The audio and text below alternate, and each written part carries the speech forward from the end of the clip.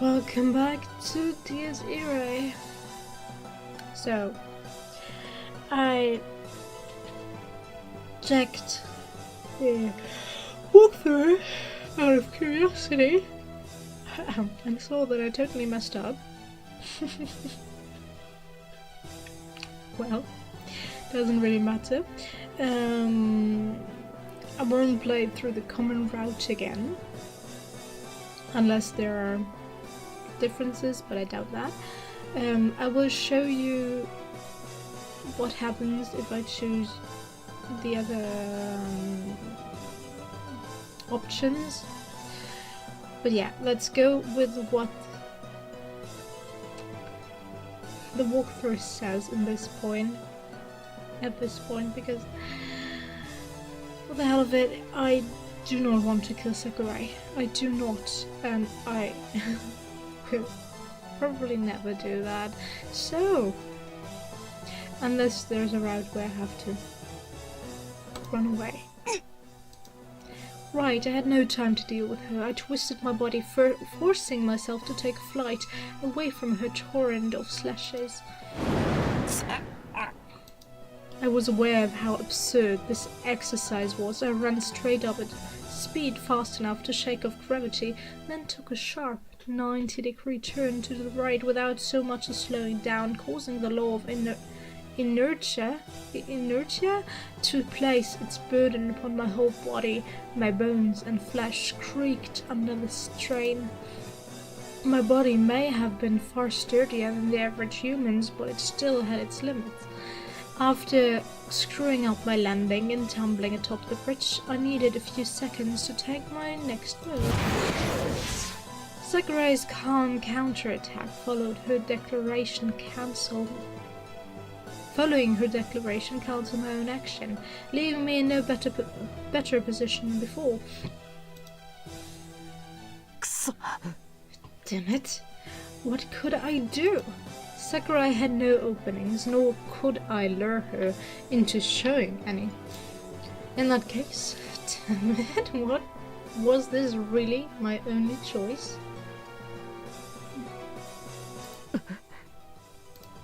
Sakurai gave me a puzzled look for a moment, and I could hardly blame her.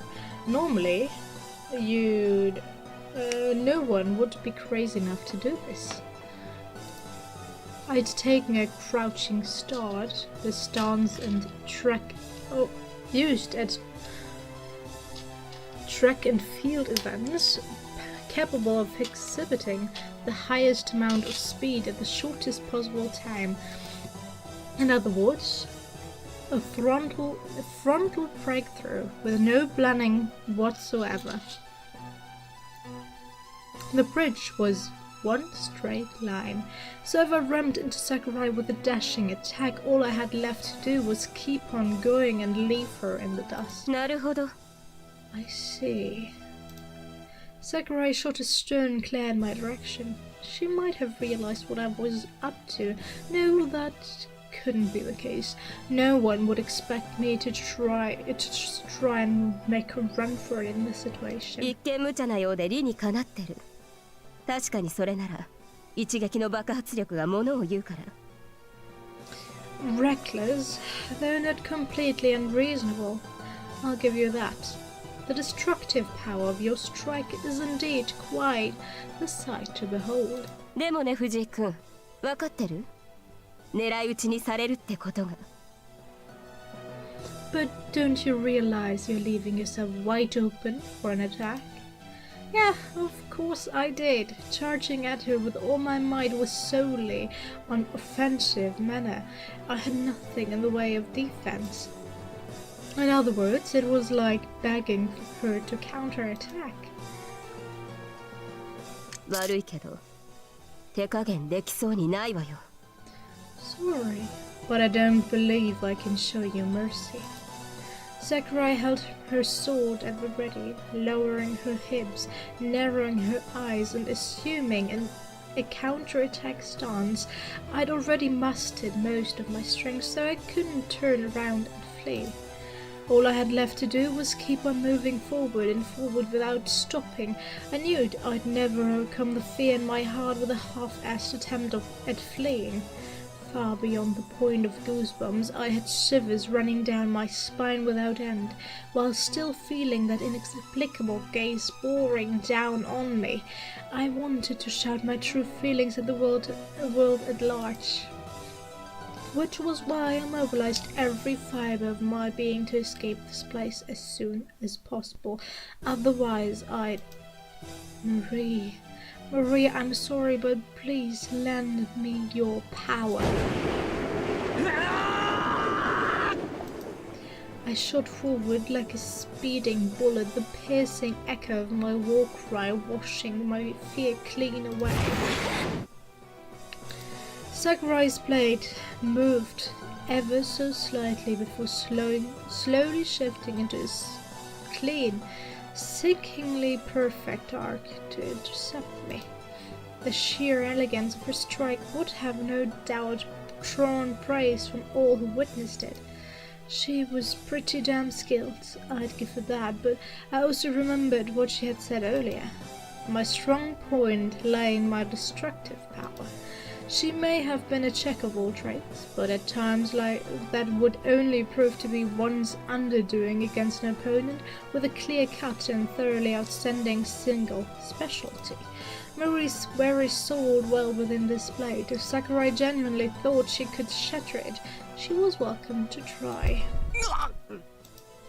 Sakurai's flash of a strike hit me in the right flank, after which she swung upward with the intention of severing my whole arm, weapon and all. But the difference in our speed, weight, mass, and strength of our swords allowed me to knock the tip of her sword in another direction. Sakurai's expression turned to a mask of impending death, but there was nothing more I could do. I had reached my current limit. My speed and power were effective in repelling Sakurai's attack, but I didn't have the composure, nor the ability to follow it up with a finishing strike. I'm sorry. I am still sick and my nose keeps getting blocked by something and it is annoying and I can't talk when that happens.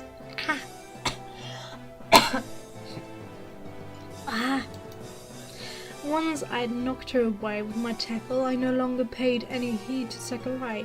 Making a run for it was my best option. Alright.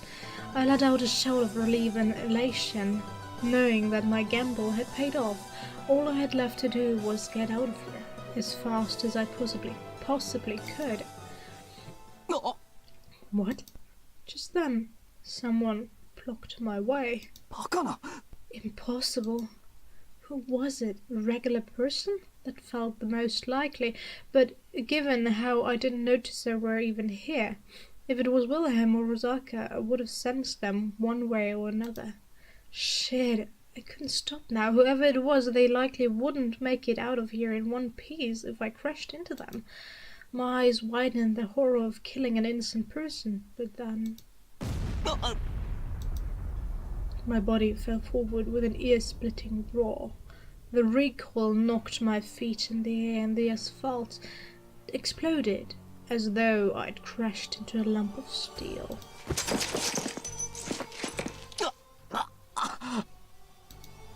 I couldn't breathe, nor could I see. A single finger counterbalanced the high-speed cutting energy that knocked even Sakurai down with ease. I hadn't been attacked. I was merely stopped with a poke to the chest. 洞察力が足りませんね、レオンハルト。彼は逃げる気だったのですよ。Trevor!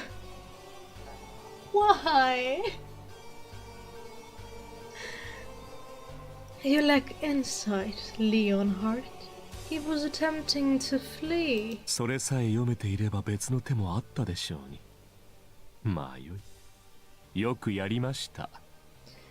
You likely would have taken a different move had you figured that out. Well, it matters not. You did well.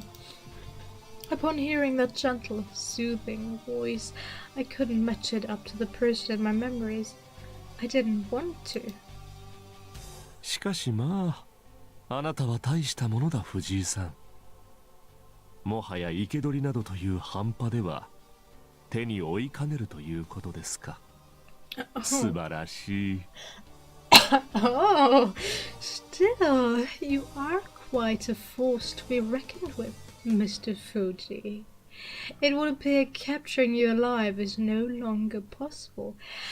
How wonderful. 生産杯ゲか。 Your Eminence, the divine vessel. He knew my name. Sakurai uttered his, and it remained an undeniable fact that he had stopped me with little to no effort. An abrupt onset of confusion caught my seething mind as the whirlpool of fear that once raged within me evaporated. I began to slowly regain my composure. But even still, much like during the incident with Kazumi, my go-to reaction was to withdraw into complete denial. 違う、そんなことが。 No, that can't be. That just couldn't be true. Yet as my vision began to return, my hopes were shattered to pieces. さて、それでは戯れ遊びも終わりです。 Ren, I told you to 改めて自己紹 always 介をいたしま fear し the ょう。 people with closed eyes. I told you so. And I'm sorry for talking over him, but it's not like you're listening to the Japanese thingy. I do sometimes. Well now, let us put an end to this little game. Allow me to once again introduce myself, Mr. Fuji. 私の名は聖三杯。清掃13騎士団国園卓第3位狩猟代行バレリア・トリファークリストフ・ローエン・グリーン。あなたの父祖に等しい我が死からは横島なる聖人などと呪いを賜った男ですよ。 I am known as the divine vessel, number 3 and acting commander of the Longinus-Trizen Orden's Obsidian Round Table, Valeria Trifa, Christoph Lohengrin, a man once labelled a wicked saint by a magician who could very well be regarded as your own ancestor. I have carried his curse ever since. In other words, this meant that everything, from Kazumi to Himuro, could easily be connected to this whole goddamn mess. では、今より開戦といたしましょうか。 Shall we begin our crusade in earnest? I was left completely paralyzed in the face of such a tremendously powerful foe.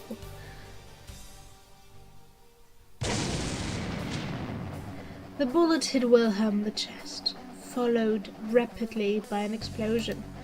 That was not to say the bullet itself exploded, but rather a certain something planted in Wilhelm's chest.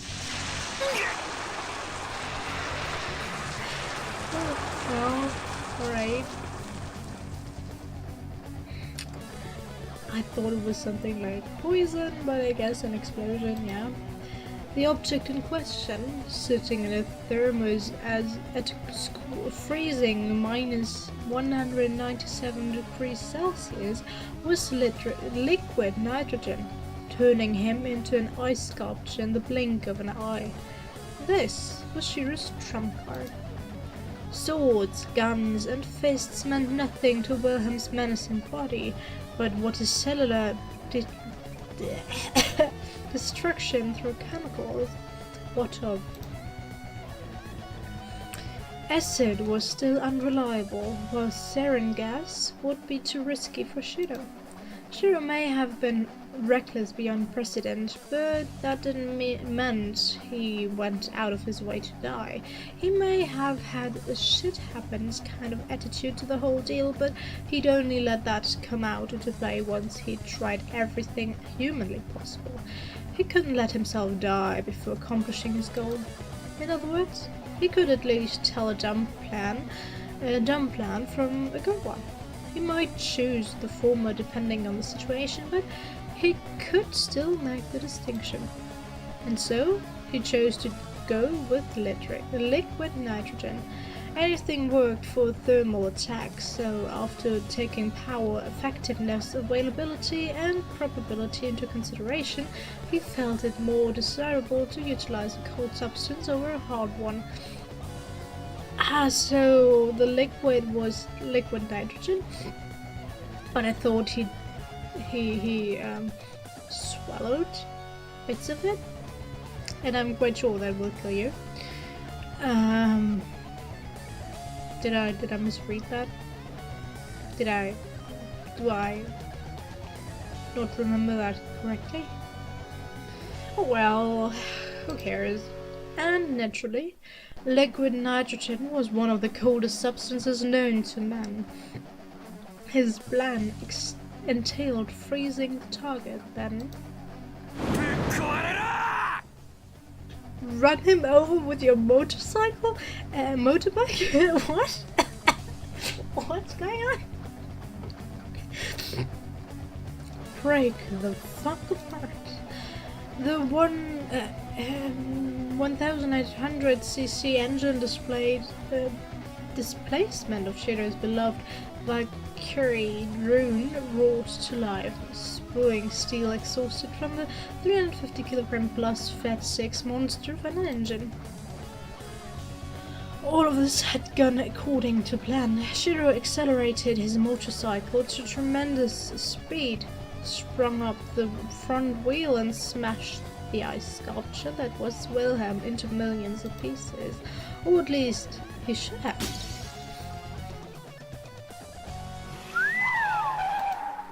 He made a skillful rear wheel spin turn after racing 50 meters away.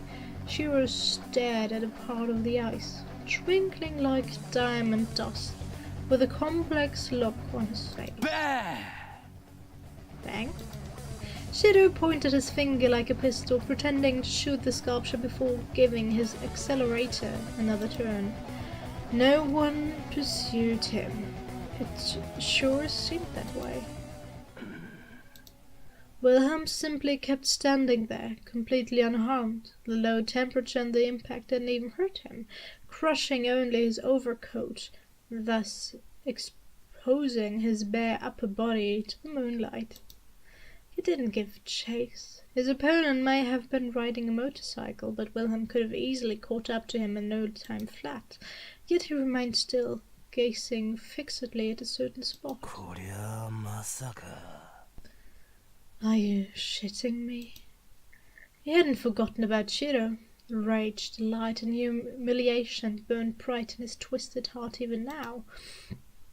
But an abnormal event dwarfing all that had just occurred, and he wouldn't ignore it in favor of chasing some impudent prey.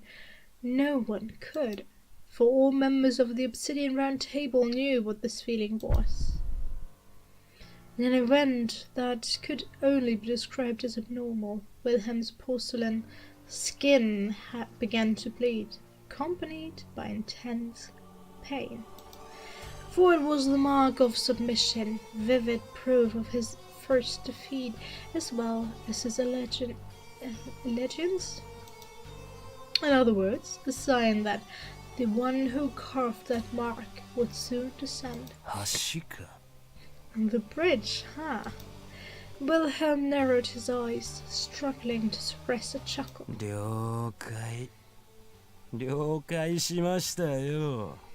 ただ今こんななりなんで、俺がご尊顔を廃止立てまつんのはまた後日っちゅうことで。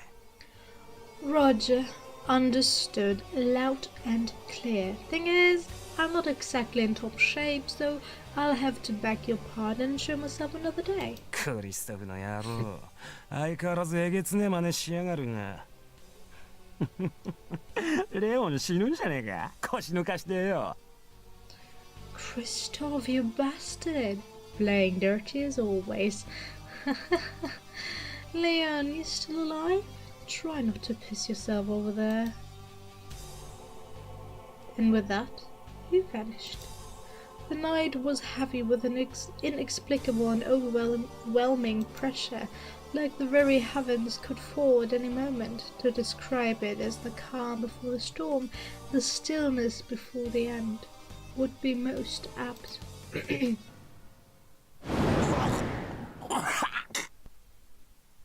Alright, we'll see what happens to Ren in the next part. I hope you enjoyed it. Well, and I guess the end of the fight with Wilhelm was pretty obvious that he wouldn't be killed with that, and by a normal human was pretty obvious, so yeah. Well, I'll see you in the next part. Bye!